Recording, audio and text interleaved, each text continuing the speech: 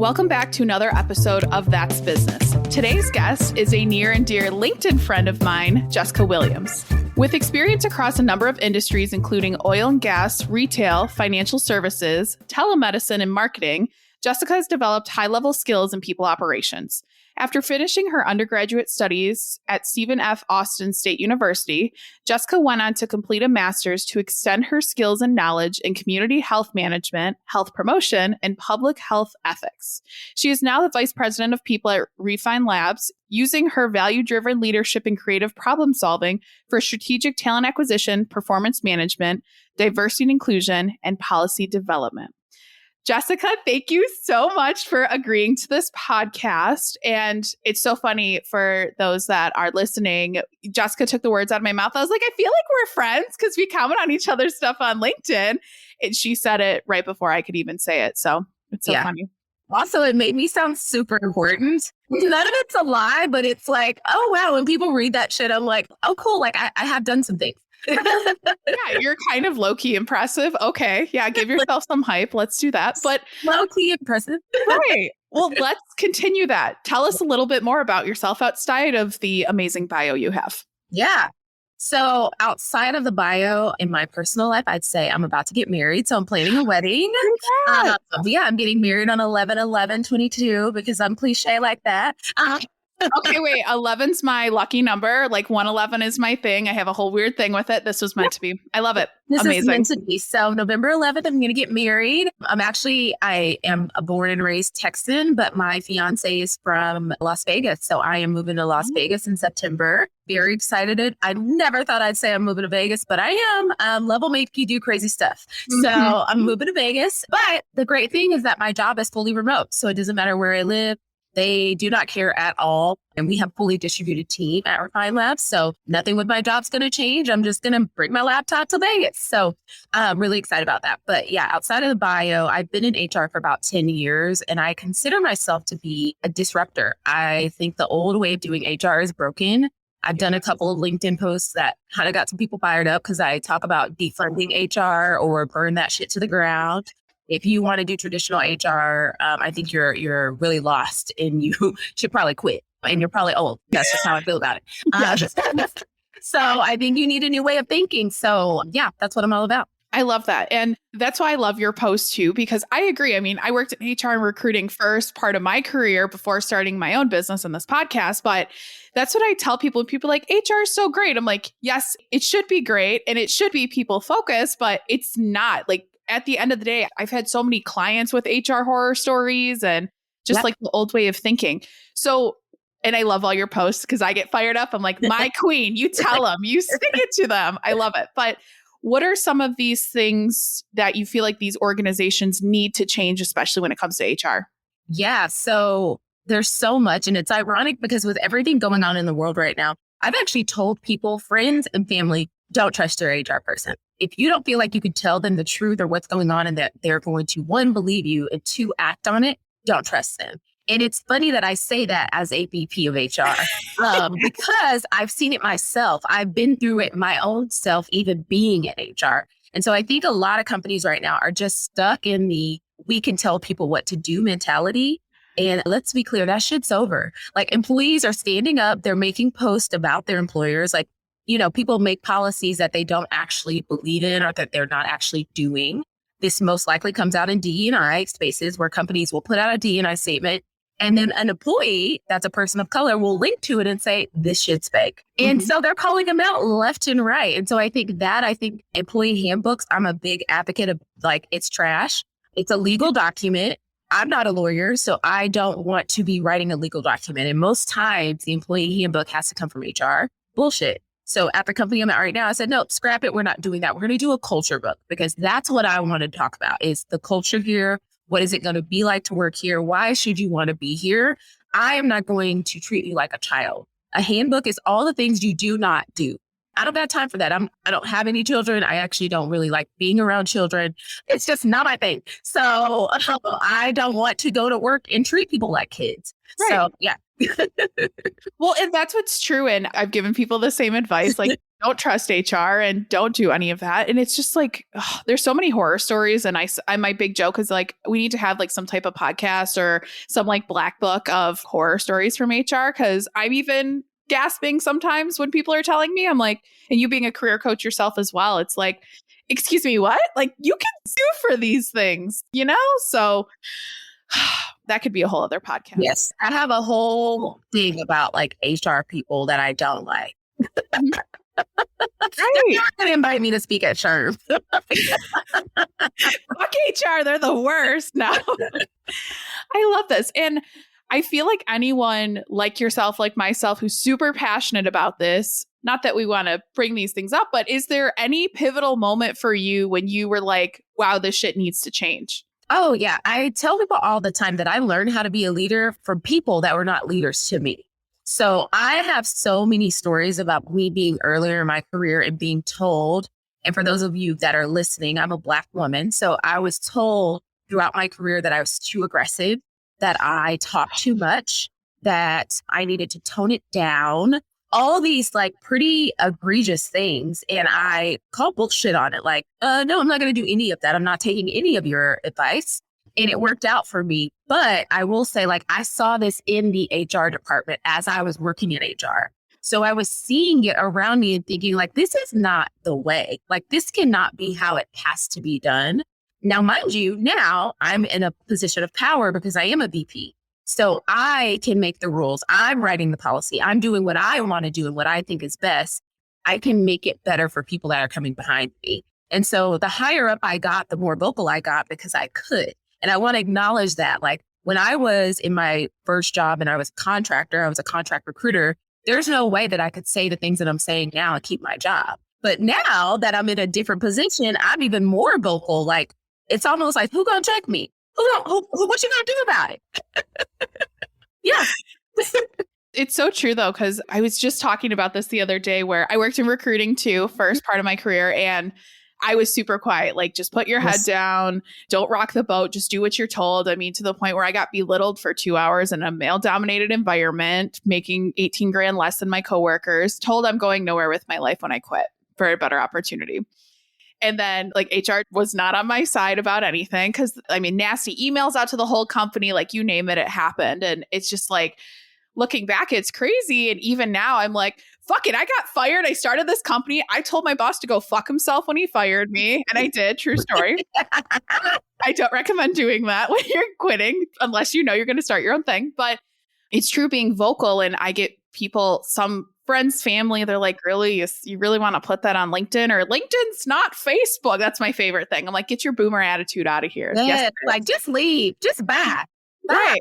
Go back to Facebook then if you want it. But that's like a big piece of this too. And that's why we got connected, why I love you so much, because you are this like person that just like destroys people that are trolling you and just like screw you on everything. But what made you kind of like, and I don't know your backstory on LinkedIn, but when did you kind of put focus on LinkedIn and see the value of it? Yeah, it's actually been recent. So it's ironic because I have like 23,000 followers. And most of those actually came from the beginning of my career when I was a recruiter. So I like was not quote unquote trying to be like an influencer or anything. I was trying to recruit people. So I got a bunch of followers that way. And then I say in the last 12 months is when I started to be like, you know what? I got a lot to say. And I joined an organization where I really felt psychologically safe to like say whatever I wanted to say, and it wasn't going to be a problem. Right. And that wasn't the case at previous employers. I was actually told to not post on LinkedIn because it looked bad for the company. But where I am right now, everybody posts on LinkedIn. Everybody has their own side hustle. Like me having my own business is not a problem.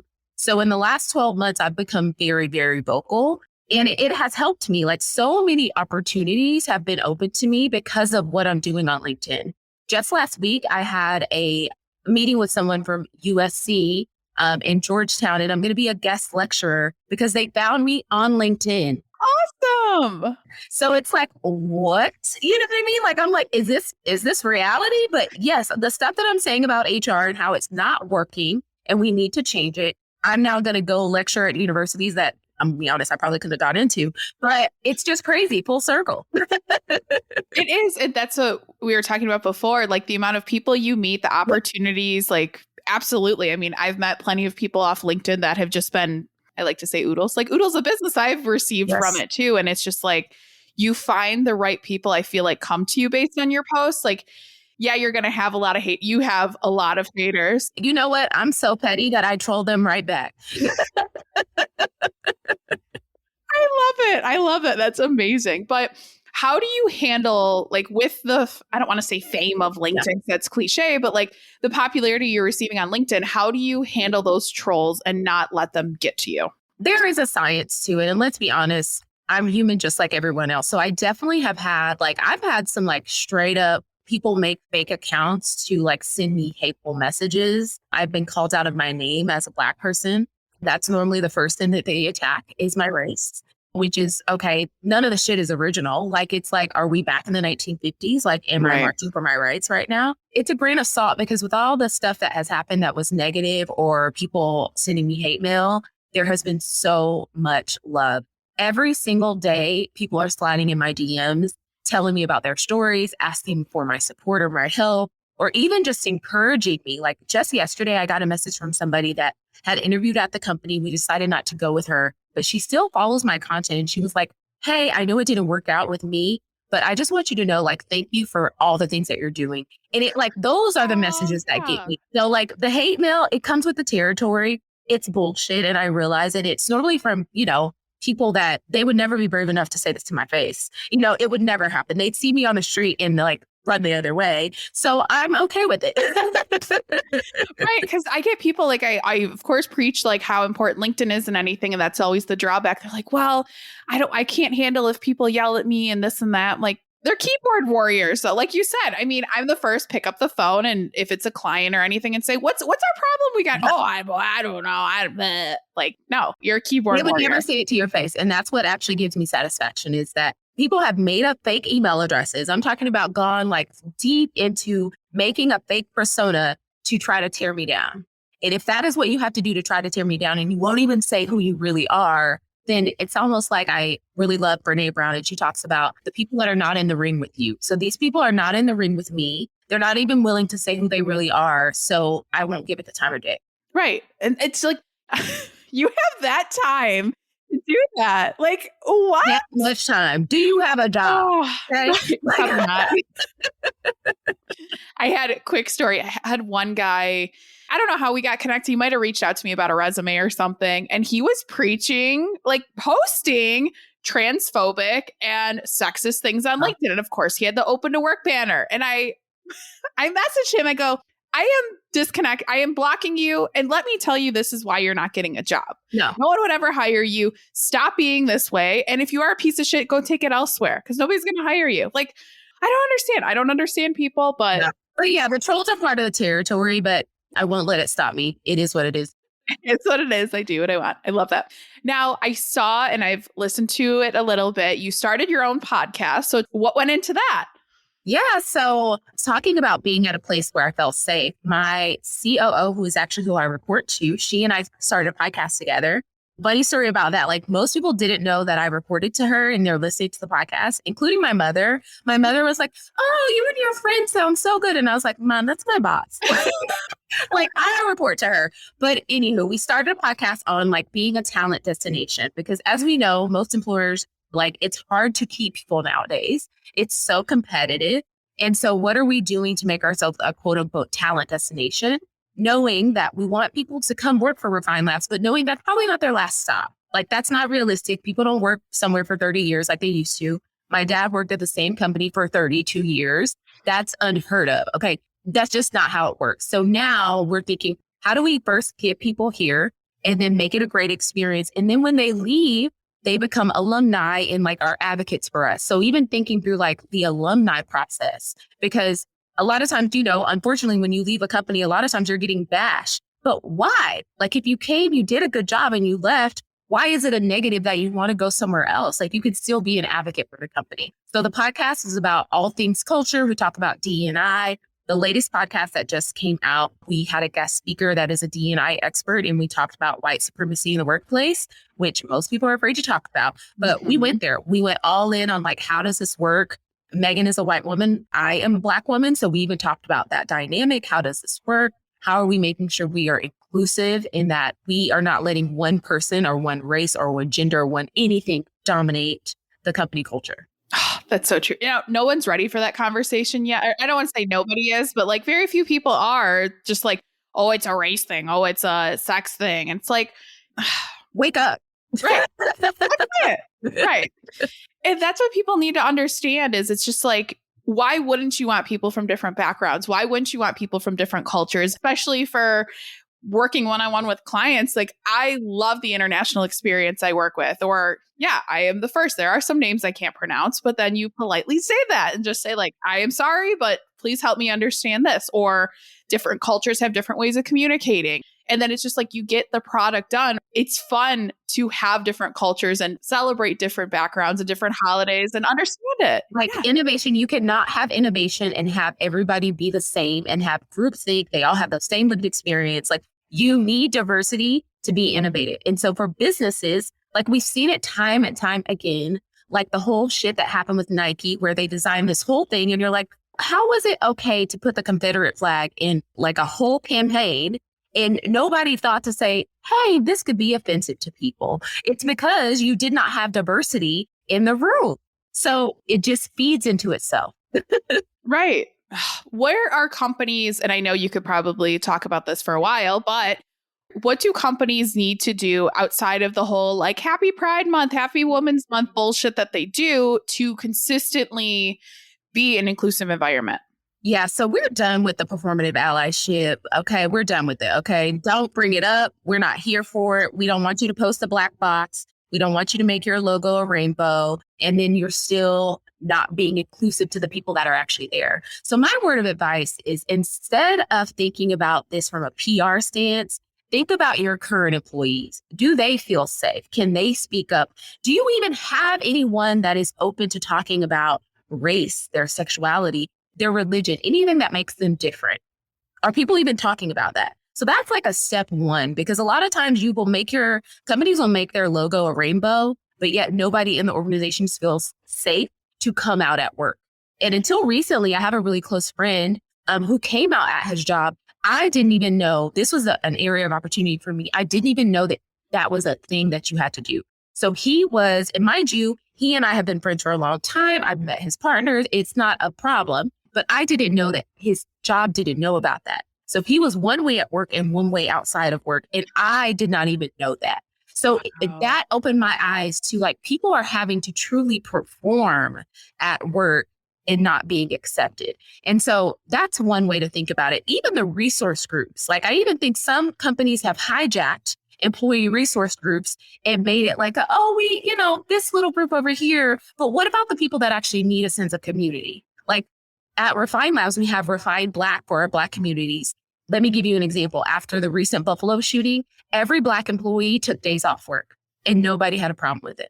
And we then had a meeting for people that are non-Black, so our white employees, to have their own ally meeting. So to not cause more harm by asking questions to Black people when we are already in distress. So do the work. Wow. Yeah. Right.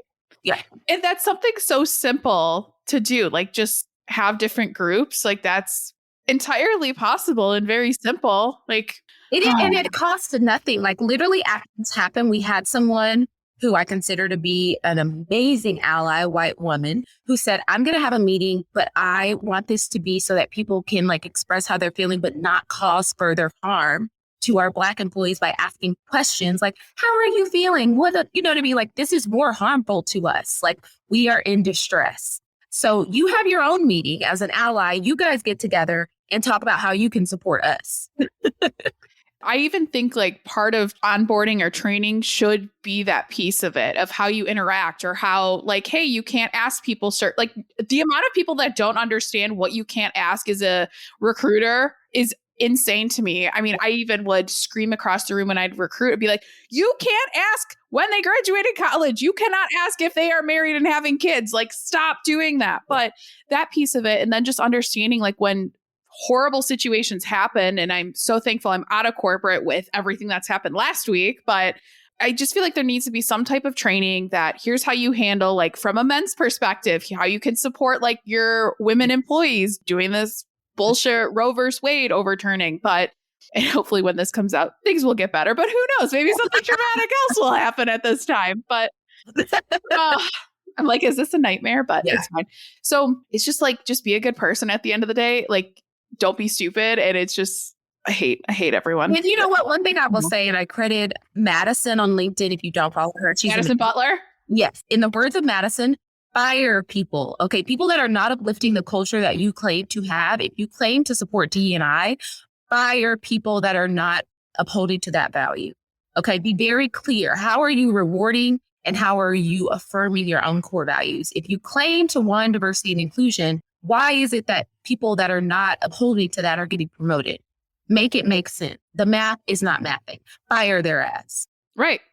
Or even like you, just because you've been at a company for 10, 15, 20 years does not make you a good leader. And you should not just get promoted just because you've had longevity. No. That's another place that HR could do better. These battlefield promotions. That's what I call them. It's you're just here. You're on the battlefield. Everybody else is bloodied and they're bruised. So you're here. So you're a leader. No, that's not real. That's a good analogy. I like that.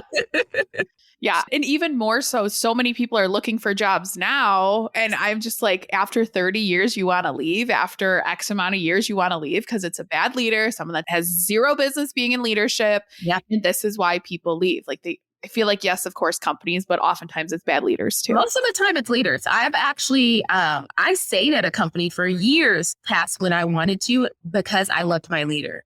And the moment she was out, I was out. You know what I mean? So people, leadership, especially middle management, there's something to be said about like the C-suite and, you know, leaders that are VP and above at my level. But there's also a lot that needs to go into as far as training and development for middle managers. They are the bread and butter of who people are really interacting. And that just gets lost. It's just high level C-suite, or then this is just basic. And something I also want to talk about, because I don't remember how I've been having this conversation a lot, but so many business owners or companies, whoever, C-suite, don't understand, like, take the initiative to keep people long-term. Like you said, what you're doing at Refine Labs of just keeping people long-term, turning them into alumni. But talk to us on how much money it costs for people to get training to then leave you in a few months or a year. It's ridiculous. Okay. So and I've given this analogy to a couple of leaders before because they're like, oh, they have this mentality sometimes that people are replaceable. Like, oh, well, this person isn't working out. We'll just find somebody else. You're not giving into a fact how much time, and time is money, how much time it is going to take to get this person to where this person is that just left. So let's say the person that left was only there a year. Okay. The time it's going to take to find someone else, so the recruitment team's time, get them onboarded and get them up to speed, especially if it's a specialized role. So if we're talking leadership or any type of specialized role, just add out $20,000 more just off of time, just time alone. And then you also have to think about, is this person like, are they adding to the culture? Is the culture what they want? Are they going to be one of those people that leave in the first 90 days? Because that's when most people in the first 90 days, they know if it's for them or not. And then add on to the fact of what we just talked about, bad leadership. You're having to replace them. The leader might not be the best leader, so they're not going to help onboard. And it's a vicious cycle. If you think about, let's just do easy math. If somebody's making $100,000, the amount that you're going to pay to replace them is closer to $250,000. And that's just off of time. That's time and money to get them up to speed. So when you think, oh, this person, oh, we'll just replace them. Okay, that's all well and cute until shit is not getting done. Right. It's so true. Like I always say that time is money, opportunity cost, like basic economics. Like this is such a problem. And I used to be an automotive recruiter. So it was always like, well, if they leave, we're going to find someone else. And like, how are you about to be so angry when someone starts before like you even can do anything? Like what? You're going to push people out yourself then. Yeah. And if that's your mentality that everyone is replaceable, people feel that. And on a different note, if you think that everyone is replaceable, then you are also replaceable. So don't forget that part. Take a step back. Right.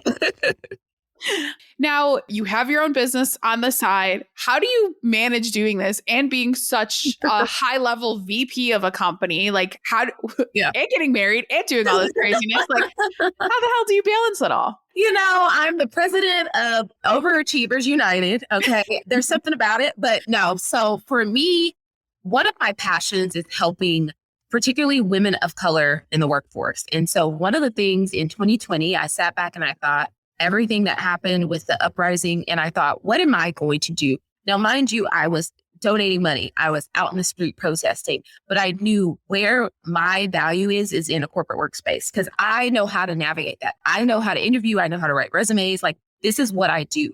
So I started my career coaching business with that in mind that I'm going to help women of color get into business or if they want to transition to a new industry or all of those things. So right now, several of my clients are transitioning teachers and they are trying to get into corporate workspaces in like HR, learning development and all that stuff. So that was the whole like passion behind it. So I consider it is a side hustle, but it's like a passion for me to help people. So most of the time, like you said, I'm a VP, so I'm working during the day. So it's mostly evenings and weekends that I'm doing career coaching or writing people's resumes or doing interview prep.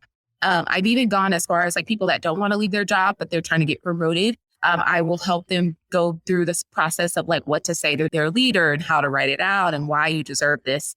So it's definitely a passion of mine, but let's be honest, like I'm running out of time to do it, but I love it. I do love it. So right now I have 4 clients that I'm working with, all with like interview prep and all of those things. And it's what I love to do. So even if it costs me like my evenings or my weekends, I'm willing to do it. That's amazing. We need more people like you. I love it. And it's so funny because what did I get from a client the other day? They're like, I had a client starting her own consulting business. She's like, well, my other competition and everything. And it's so funny because yes, we do the same thing, but like, it's not competition. You have a niche you're working within. I work with the people that don't know what the hell they want to do when they grow up is what I like to say. But it's just like you learn from each other so much. I've learned so much from you being in a pure like HR role that you were. I was more on the recruiting side, as I mentioned. So it's just like anyone listening, you want to surround yourself with people who are passionate about what they do, have these conversations like we're having, because I'm even learning stuff from this podcast recording, but you're good people. That's why. And I think that there's a way to do it and have a sense of community. So I even think about, there's another lady on LinkedIn who does career coaching as well, April Little. She is amazing. So I think that there's so many things that we could learn from each other. And it's not like I'm taking clients from you, but it's funny because I will say this. I was in the middle of doing a big project in my role, in my I call it my 9 to 5 and my 5 to 9. But my 9 to 5, I was in the middle of doing a big role and I had like 3 different clients come to me and I referred them to you. Like, I can't help you right now, but here's somebody who could help you. So I even think that's the way to do it because to your point, like I can't like you're doing this full time. You have more capacity to do this than I do. And I recognize that. So I refer people to you. I was just going to get into that. And thank you for it, but you beat me to it. That's the funny thing. And you have to just like look out for the person at the end of the day. Like, yeah, you could have taken them on, but then you have to look out for yourself, your own mental health and well-being. You have to make sure they're getting what they need and they feel, not dragged down because things couldn't be like agreed upon. Well, this has been so much fun. We're going to have to do another one because I would love to come back. Okay. Anytime you want to talk about burning HR to the ground, call me. I will. So as we wrap it up, where can people find you? Of course, on LinkedIn, we'll put all your links in the show notes, but where else, if someone wants to work with you, where can they find you? Yes. So my career site and company is called Hidden Gems. So you could go to hiddengemcareercoaching.com. Definitely super active on LinkedIn. So if you just type in Jessica Williams and Refine Labs, you can find me there. And I'm also on Instagram at Hidden Gem CC. So those are the main ones, but definitely slide in my DMs on LinkedIn. That's like the easiest way to get to me. I love it. And my last question, I love to ask people, any parting words of wisdom for listeners? Yeah. So this is one that I tell my team all the time. So, being a disruptor, it's a lot. Like you're disrupting the status quo. So that's going to come with some hate. So my word of advice is even if your voice shakes, you still speak. I love that. Even if your voice shakes, you still speak. That'd be a good tattoo. I might get that tattooed. I like that. I really like that. That's amazing. No, my mom used to tell me that when I was little. If you can believe it, I was a really shy kid. And I was the same way. Yes. I would get really nervous. And she'd say, even if your voice shakes, Jessica, you still speak up. And so I took that with me It's so true, because I used to be the same way. That I was even telling one of my friends the other day, they're like, you were shy as a kid? I go, oh yeah, I didn't want attention on me. I wanted to just like, again, head down, no attention. Now I'm like, who wants to try me now? I'll fight anyone. Run up if you want to. Jessica, thank you so much. I have just made my whole day. This is so much fun. And for those listeners, thank you again for coming back for another episode of That's Business.